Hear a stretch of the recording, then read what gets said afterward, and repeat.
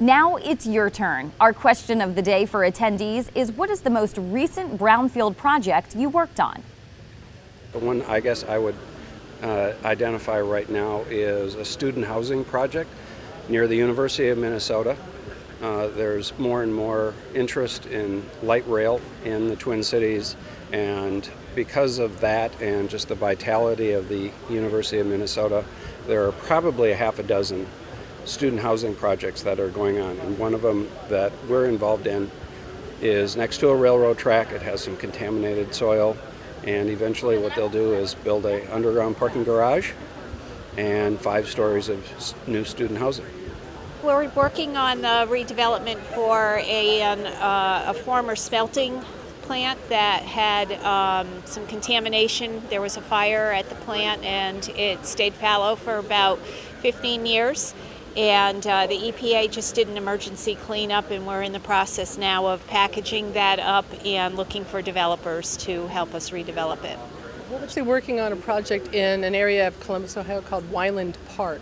Our Brownfields project is a water mitigation project. We are capturing 100% of roof runoff in a low-income residential neighborhood, 100% of the roof rainwater runoff, and keeping it on the grounds, letting it recharge the aquifer.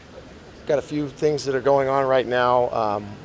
The former Escambia County mosquito control property that dates back to the 40s had an underground storage tank and some pesticide contamination. So we've got a bioremediation system going on that.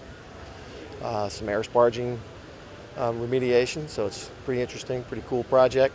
Well, I'm working on the Sarco cleanup with a group that's cleaning up an old mining area in the middle of Denver. It had a lot of ugly, dirty stuff, and so it's going to probably turn into light industrial.